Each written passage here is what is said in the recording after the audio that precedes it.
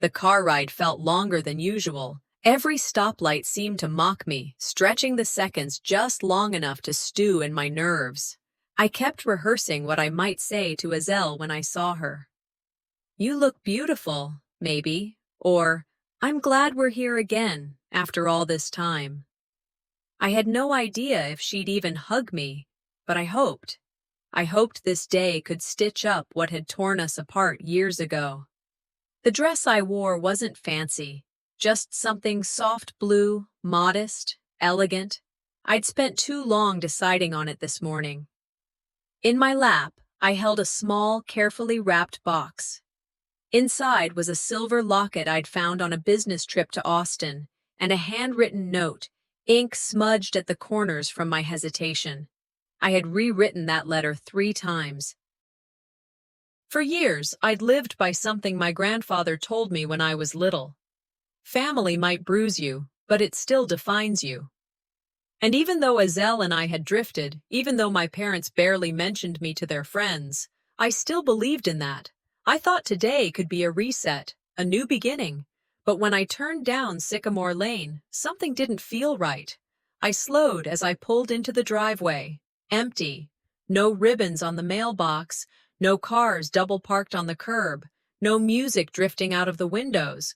The lawn was trimmed and quiet, like any other Saturday morning. I turned the engine off and just sat there. Maybe the venue changed last minute. No one told me? That wouldn't be surprising, I guessed. But still, no text? No email? I stepped out with the gift in my hands. My heels clicked across the pavement as I approached the front door. I half expected to hear laughter or the shuffle of someone rushing to get dressed. But all I heard were faint footsteps inside, slow, measured. The door opened before I could knock twice. Mom. She stood there, her face unreadable. I blinked. "I'm here for the wedding," I said. There was a long pause. Her eyes scanned me from head to toe. Dress, gift, nervous smile. "It was yesterday," she said, flat. I didn't understand. My heart skipped a beat. "What?" "The wedding." "It was yesterday," she repeated, like she was informing me about trash day. I stood frozen on the porch. My mouth went dry. Why didn't anyone tell me? Mom's expression didn't change. "It was a private event, just close family." My fingers clenched around the ribbon of the gift box. I tried to breathe. "I am family." She shrugged, almost mechanically. Azelle wanted peace. Peace. The word hit me like a slap. I stepped past her without waiting for permission. I wasn't going to leave without seeing my sister. She was in the kitchen, tying her hair up in a loose bun, standing by the fridge like it was any regular day. She turned when I entered. No shock, no joy, just a faint sigh through her nose. Yoga pants, barefoot, like nothing had happened. "You look well," I said, voice brittle. Azelle crossed her arms. "You weren't invited." "You couldn't even call?" She tilted her head slightly.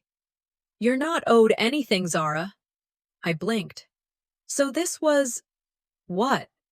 A punishment? "No," she said. "Just a boundary. You made your choices years ago. Don't act like this is surprising." Her voice was calm, eerily so, like we were talking about rearranging furniture, not slicing up family ties. "You really went through with it, married without me there." "You haven't been around in years," she said. I opened my mouth, closed it, then forced out, "So I'm just… nothing?" She didn't answer. That silence spoke volumes, and then she gestured toward the front door. "You shouldn't be here," she said. "This was a family decision." I looked at Mom, who had followed me in. She avoided my eyes. Coward. "Mom?" I asked. "Really?" Her arms folded across her chest. "You caused enough scenes in the past. Let this be peaceful." I wanted to scream. But I didn't. I stood there, holding the stupid gift like a forgotten guest at someone else's party. My mother leaned down, picked up the wrapped box from my hands without looking at me, then held it out. "You should go," she said. I didn't take the gift back at first. My fingers trembled. I didn't want to give them the satisfaction. But I did. I took it, turned, walked out. The sound of my heels echoed too loud in the quiet house. No one followed. As I stepped onto the porch, I looked back, hoping, maybe foolishly, that someone would stop me. But the door shut before I could. Outside, the sun was too bright. My dress suddenly felt too tight. I climbed into my car and just sat. Hands on the steering wheel, breathing slow, shallow. The gift box sat beside me like an accusation. I stared at it. How had I ended up here again? I played the conversation over and over. Maybe I did mess everything up. Maybe this was what I deserved. But something inside me refused to believe that. And then, my phone buzzed. Unknown number. The message lit up the screen. "You should have been there last night. You were mentioned." I sat there in my car, the engine off, the silence inside louder than anything outside. My hands trembled slightly as I stared at my phone, at that one line glowing on the screen. "You should have been there. Something's not right." No name, just that sentence. Short, loaded. I read it again, then again. Who? Why? The weight in my chest shifted from raw humiliation to something else. Confusion. Fear. A sliver of curiosity cutting through the emotional fog. I took a screenshot without even thinking. The number had already gone gray. Unavailable. My pulse ticked up. Someone knew I wasn't there. Not just knew, expected me. Someone saw what happened, or what didn't. I stared at the message a little longer, then opened my contacts and started scrolling. I passed by names I hadn't spoken to in years, people who probably only remembered me as a headline in a family argument. Then I paused on one name, Loretta, my cousin, my childhood twin in everything except blood. Until Azelle got between us, I hesitated, thumb hovering, then hit call. 3 rings, voicemail. I left it simple. "Did you send me that text?" I didn't leave my name. If she still had me saved, she'd know. If not, maybe it was better that way. I sat back against the headrest and let the silence fill the space again. Someone in that house hadn't agreed with what they'd done to me, and they were reaching out now. Another message came through, snapping the stillness like a rubber band. "Don't go home. They're spinning a story. You need to know." That one hit deeper. My hands moved before my brain caught up. I turned the key and pulled out of the driveway. I didn't know where I was going, just that I needed to go. I ended up at a corner diner I hadn't been to in a decade, the kind with cracked vinyl booths and a smell that clung to your clothes. I slid into the back booth and ordered coffee I didn't want. The waitress barely looked at me. Good. I pulled out a pen and a notebook from my bag. Old habits. I started listing everything I knew, then everything I didn't. No invite, no explanation. A wedding that was private. A sister who didn't even pretend to be surprised I showed up. And now messages from someone who saw more than they were supposed to. The whispers from years ago echoed, things said about me behind closed doors. Words like unstable, dramatic, hard to love. I stared at my list and added a final question at the bottom. Are they rewriting my story? My phone rang. Unknown number. I answered. A deep voice. It's me, Roland, from the group home. The name knocked the air out of me. Roland. We hadn't spoken in years. We'd shared too much back then, both running from things we weren't ready to name. He dated Azelle for a few months when we were 17. That didn't end well. "I was at the wedding," he said. "I saw how they erased you from everything." I didn't say anything. I just listened. "I wasn't even supposed to be there," he continued. "But I got invited last minute. Weird timing. Like they needed people to make it look full." That didn't make sense. "I overheard your mom talking to someone," he said. "She said, Zara's not part of this anymore. She can't be. We've come too far." "What does that mean?" He sighed. "They're protecting something, or someone, but it's not about you not showing up. It's about making sure you don't come back." A strange calm washed over me. "This isn't about a wedding," he said. "It's about control. It always was." And I believed him. I thanked him and hung up, but his words stuck like thorns in my ribs. Years ago, a therapist told me, "They won't change. You have to." I'd buried that, covered it in hope and sentiment. Maybe I shouldn't have. I thought about Roland trying to warn me back then. How I ignored it. How many things had I ignored? I opened my notebook again. Drew a line down the middle. A left side, their story, right side, the truth. It was time to stop trying to be heard. It was time to document. I left a few bucks on the table and stepped out into the night. Back in the car, I opened the voice recorder on my phone. "Day 1, I said. "They said I wasn't invited, but they planned it that way." I spoke slow, not with anger, but clarity. Then I emailed the file to myself, created a folder, locked it down. This was no longer personal. It was evidence. As I slid my phone into my bag, it buzzed again. A new message. A video file. Caption. "You'll want to see what Azelle said about you at the reception." My fingers hovered over the play button as the gas station light flickered outside. The video was there, waiting. I exhaled slowly, trying to steady my pulse before pressing play. The screen lit up. A spacious ballroom, guests clinking glasses, laughter drifting. The band played softly behind mirrored walls. Then Azelle rose, took the mic. My heart twisted. I leaned closer. Her voice carried across the room. "Family is complicated, isn't it? We gather who remains." Polite claps. She smiled. I heard Mom's laugh. Azelle's tone shifted. "Not everyone's presence is a blessing. Some absences are gifts." That line hit me like ice. She paused, then added, "Sometimes you have to let go of those who never show up, or always ruin things." Her words were precise, chosen. The crowd laughed softly. It wasn't a slip, it was a statement. The video jumped. The crowd still visible, but the angle veered lower. The mic caught a whisper, Azelle leaning close to a bridesmaid. "Glad she didn't come.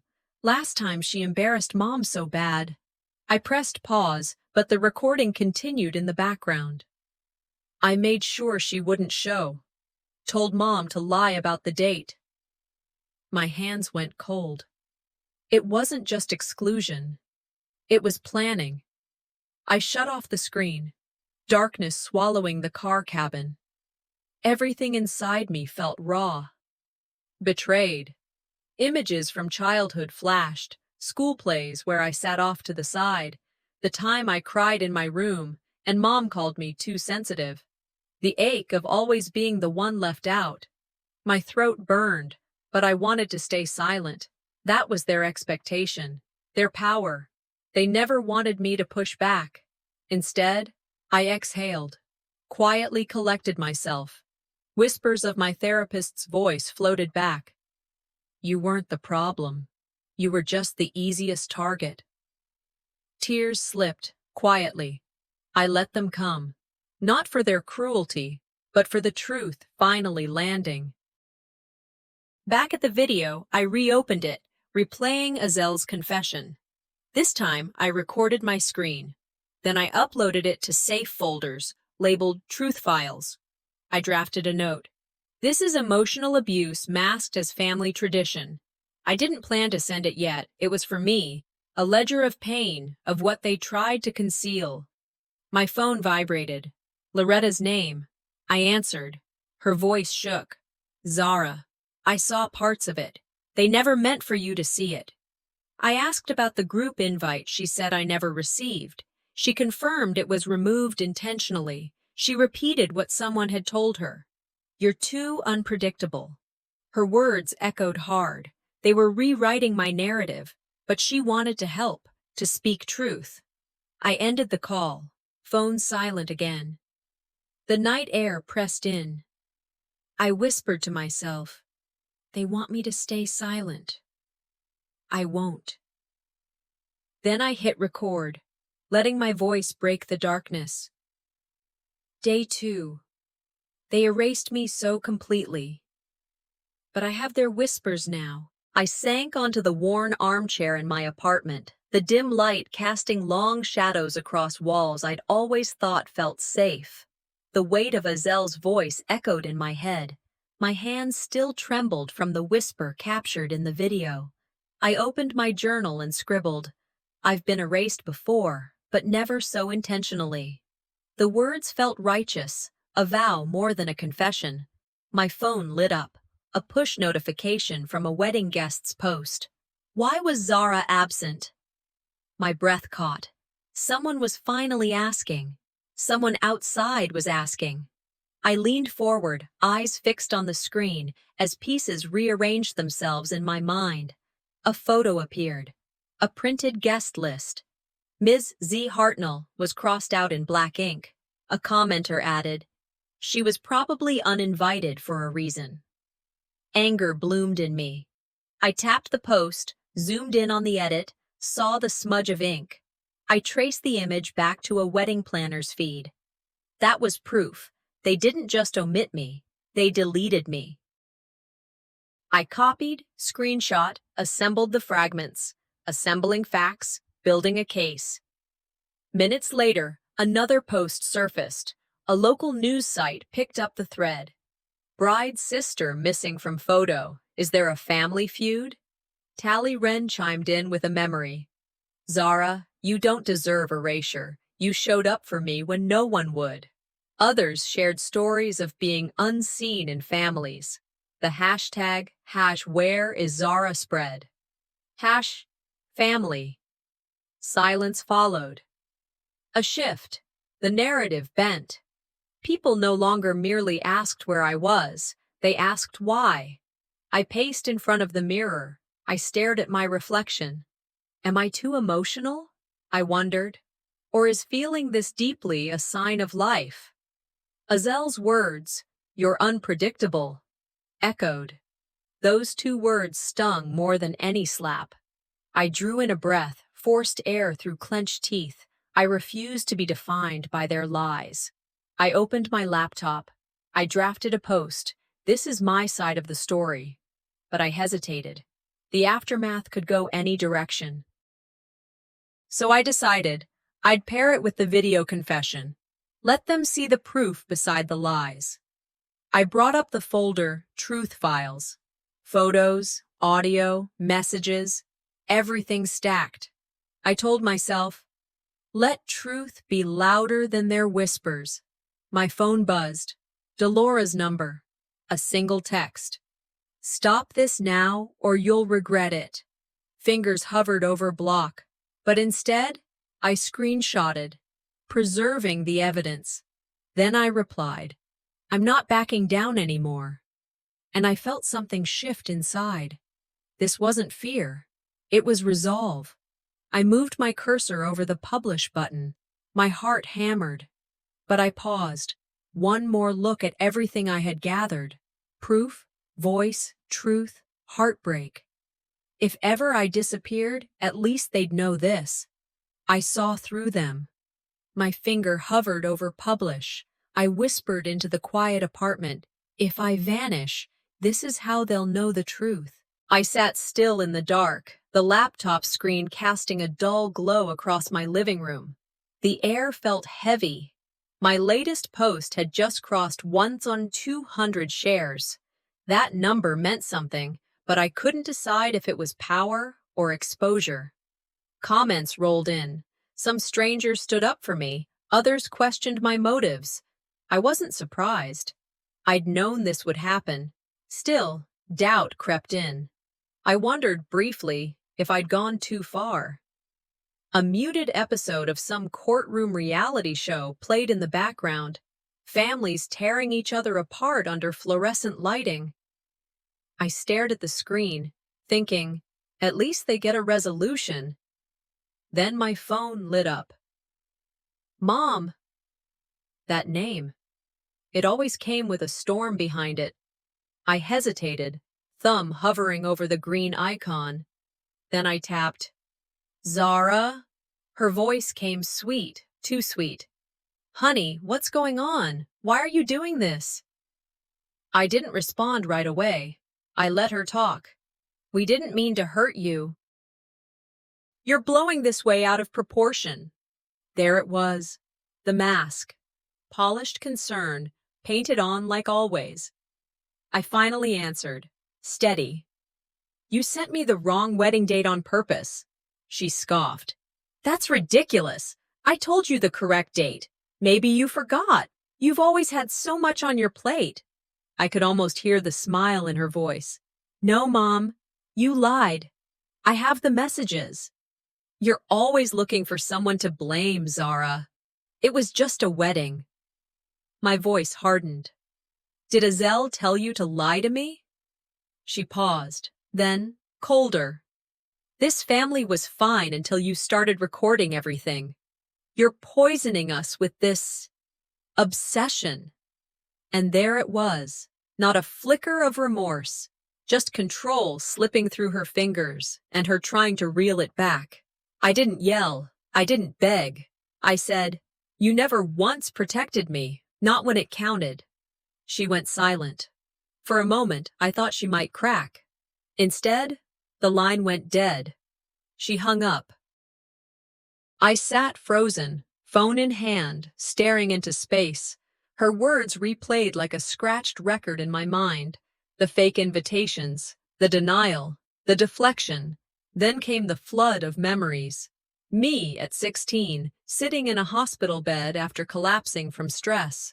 She didn't show up, said she was giving me space. Azelle got a care package.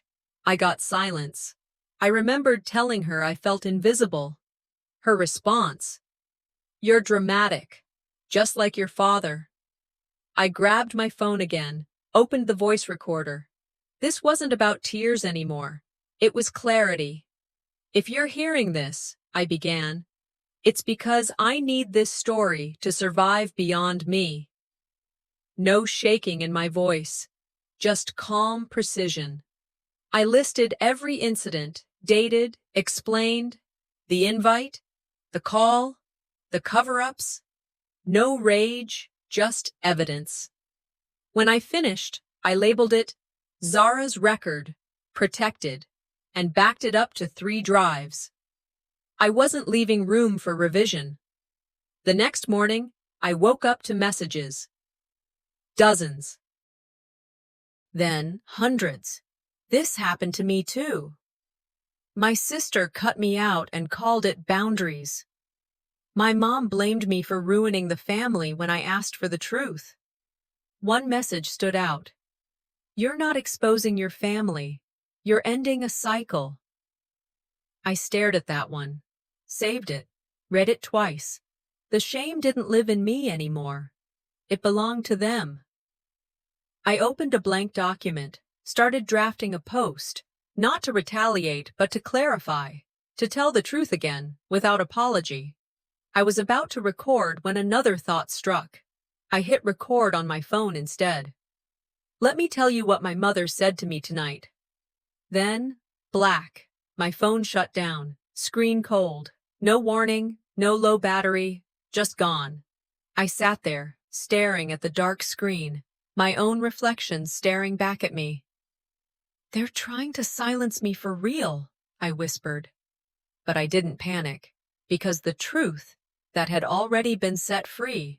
Early morning sunlight filtered through the cafe window as I sat in the corner with a steaming latte.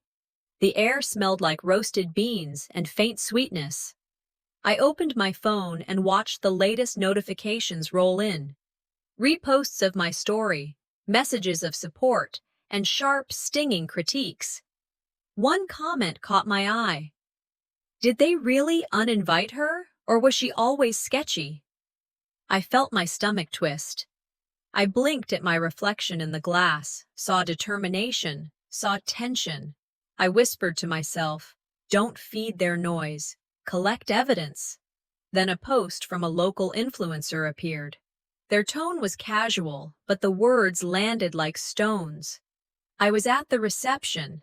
I heard someone say, "You're the one they cut off." They tagged Azel's wedding handle. Comments exploded. What did she do wrong? Family secrets always leak. My heart pounded. They were shaping my story without letting me speak. I drove later to scan photos, hashtags, posts, anything with proof. In a gallery of wedding shots, I found a photo of a welcome sign, Hartnell Family Celebration. But where my name should have been, Zara Hartnell, was blank. Instead, Azel's name stood centered, in bold script. Someone had deliberately redrawn the narrative. I screenshot it, heart racing. They didn't just exclude me. They had rewritten the family map. Memories flooded in, school yearbooks where I wasn't in the family photo. Whispers backstage. Too emotional. Too dramatic. I realized the erasure had started long before this wedding. It was planned. I closed my eyes, let grief and anger mingle. Then I promised, I will not let them erase my legacy again. I opened a new post draft. Attached. The signboard screenshot, the influencer remark, my voice recording. I listed everything. Erase name equals exclusion. Public mockery equals defamation. I planned to tag media, not to shame. To clarify. Tone firm, not vindictive. I rehearsed the post in my mind, steadying myself. My phone buzzed. Delora's number. Text. Stop digging. You'll regret this chapter. A shiver ran through me. This was intimidation, not conversation. I took a screenshot, saved it in a folder marked threats. Then replied, I already regret silence. Hands trembling, I scheduled the post to publish in 3 minutes. My heart hammered. I whispered under my breath, let them see me. Let them remember me. I woke to the sharp buzz of my phone. Notifications stacked one after another. Support, media tags, questions, some disbelief, but more belief than I expected. I scanned through it all, my thumb pausing over a news alert. Missing Sister Sparks controversy at society wedding. I felt something stir deep in my chest. Part fear, part relief, part anticipation. The silence was broken, and it wasn't just mine. I checked my email. One stood out. From Tally. Subject line. Let me help with your event. Just that. No fluff. Just her. I stared at the screen for a moment and whispered, no more waiting. It's time I define my space. I reopened the signboard photo I'd saved from the night before. Zoomed in closer this time. My name wasn't just missing, it had been deliberately bracketed out. In its place, a printed label reading, absent by choice. The font didn't even match. I knew enough about wedding design to see it was a cover-up. I pulled up the hotel's promo image of the reception. It showed the same board, but no trace of the edit. I messaged the event planner, calm but direct. Can I have a copy of the original signage file, please? They replied 10 minutes later. Error in upload. It's been corrected now. Corrected. That word stuck in my throat. They weren't correcting a mistake. They were deleting a person.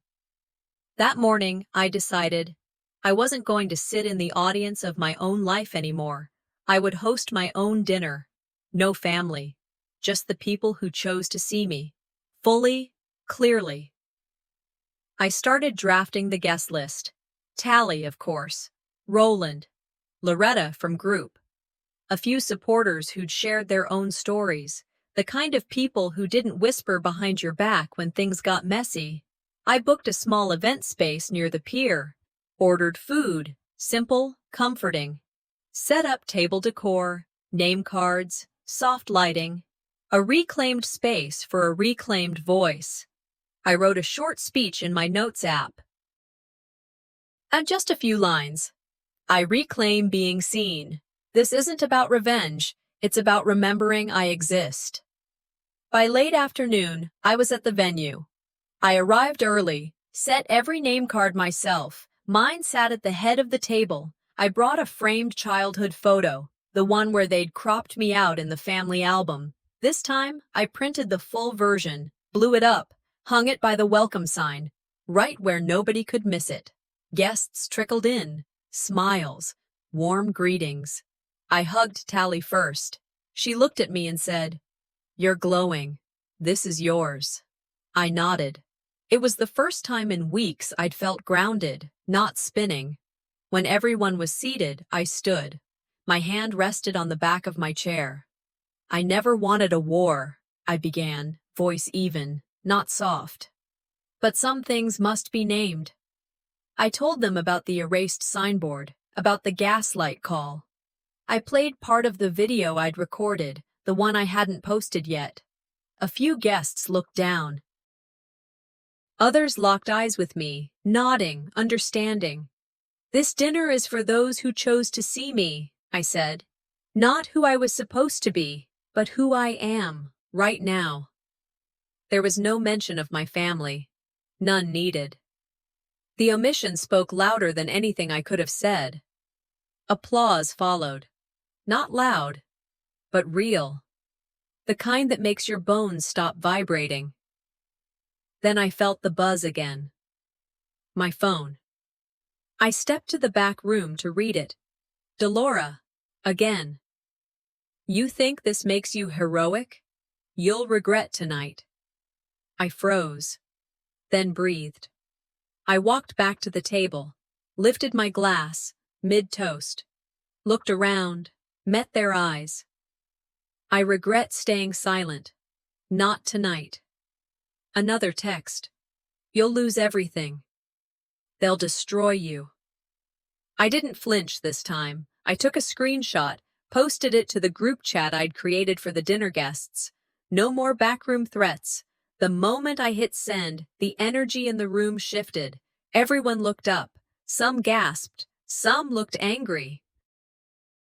But all of them saw. The dinner carried on. People ate, shared stories, connected. I stepped outside for a breath. Night air wrapped around me like an answer.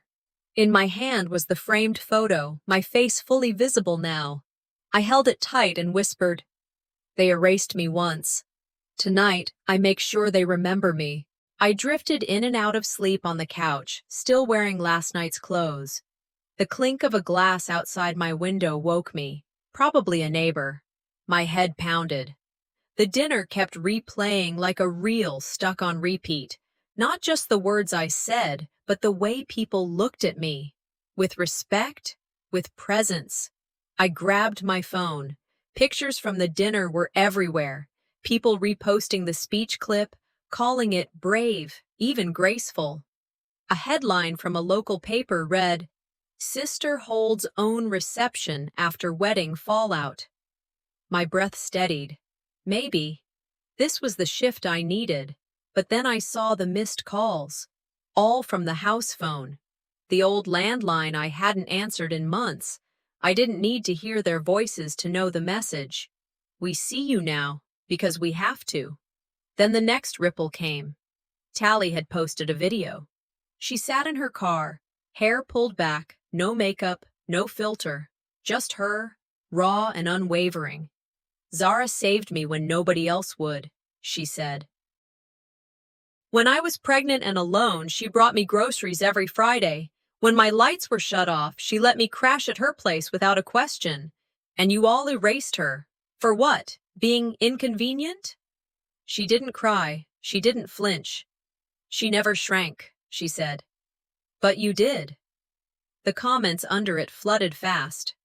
Why was she ever silenced? Why isn't this woman in the photos? This is the real story. Then a local journalist picked it up, shared the video, added, "Time to ask better questions." Suddenly, the conversation online wasn't, "Why wasn't Zara at the wedding?" It was, "Why did they push her out to begin with?" Momentum. But it didn't stop there. A text came through just after noon. Delora again. "The storm's coming. We need shelter. We'll come to the beach house. Open the door." That house. Technically, it belonged to all of us. My name was on the deed, but it had always been treated like their weekend home. I read the text twice. They were panicking. I responded, "That house isn't a safe place for liars. No entry for you." Her reply came minutes later. "You'll regret this when you're alone." I stared at the words until the screen dimmed. No, I won't. Not anymore. That afternoon, I opened my feed again. Another post was gaining traction. It was a polished image of Delora and her husband standing on the porch of the beach house. Caption: "In honor of the wedding, Delora is gifting their family home to her new husband." Gift? I scrolled the comments. Wait, wasn't that always Zara's house? That's the same house from the family trip photos. I opened the county property records site, dug deep, and there it was. The house had never been solely Delora's. It was in all three names: my mother, my father, and me. The post wasn't a celebration. It was a PR stunt. They were trying to recast me as some disgruntled outsider, a squatter, a jealous leftover. I took screenshots of everything: the caption, the comments, the property record, my name. Then I opened my page, posted 2 images side by side: the wedding signboard where my name had been erased, and the beach house gift post. Caption: "You can't erase me, and you can't rewrite my title." That post took off fast. People shared it with hashtags, #TruthMatters, #erase. No one. A flood of DMs hit my inbox. "Thank you for standing up. This helps more than you know. You gave me the strength to confront my own sister." Then I made the next move. I tagged Delora directly in a public post. Text read, "Let's talk, in public, in front of people." Her reply came quick. "Family business doesn't always need Instagram." I didn't even blink before responding. When you make exclusion public, public demands answer. The comments section exploded. Someone asked where I'd be. I answered simply, "Tomorrow, 6 p.m., corner of Jackson 5th, let's talk." A few people announced they'd be there. Others asked if they could bring signs. One wrote, "Let them see what silence costs." The nerves in my chest tightened, but not like before. This time, I wasn't afraid of being seen. I was afraid of being silenced again. That night, I sat alone in my apartment, typed one final sentence. "Tomorrow, doors open. I won't hide. Will you show up?" My finger hovered over post. I whispered to myself, steady as ever, "Let's see who walks through the door." The air was thick with warmth inside the hall. Folding chairs filled row by row, some folks I'd never met, others with faces that had once been familiar. I stood near the front, next to a folding table dressed in a white cloth and a carafe of lukewarm water. A local journalist approached with a mic in hand. "Zara," he said, "can you tell us what your silence has meant?" I didn't hesitate. I spoke steady, even. "Silence is never neutral. It serves the one who holds the mic." A pause. Then nods. A few tearful eyes. Applause. Not loud, not performative, just real. It felt earned. Delora wasn't in the room. Not even a whisper of her perfume. I didn't expect her to come. Hours passed after I got home. Midnight crept in quietly. Then I saw it. Her face filled my screen. No lights, no filter, eyes red. She'd filmed herself in a bathroom, maybe a hotel. I could see the edge of a floral shower curtain behind her. Her voice cracked as she spoke. "To Zara," she said. "I was wrong. I was scared of your voice, your presence. I thought if I erased you, the story would be easier to control." She admitted it all, the signboard, the doctored photos, even the guest list lies. "Everything I did. It wasn't to protect you," she said. "It was to protect myself. I wanted clean. I wanted tidy. I thought if I kept you out of sight, it'd be fine." The comments below the video were already piling up. Some clapped, "Brave to own your mess." Others weren't so forgiving. "Too little, too late." I didn't cry, I didn't scream. I watched it once, then once more. I sat with the weight of it. Then I typed a response. Simple, direct. Healing isn't owed, especially when it arrives dressed for applause.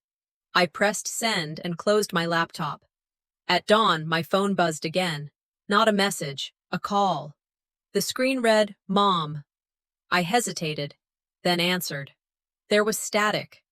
Then her voice, softer than I'd remembered. "You're still my daughter," she said. I didn't speak, just listened. "I'm proud of your strength," she added. And finally, I said, "I wanted your voice years ago, but thank you." We didn't promise coffee. We didn't promise repair, but we ended on breath. And for now, that was enough. Later that morning, I sat on my front porch with a chipped mug of tea in hand. No notifications, no noise. A little girl passed with her mom, holding hands.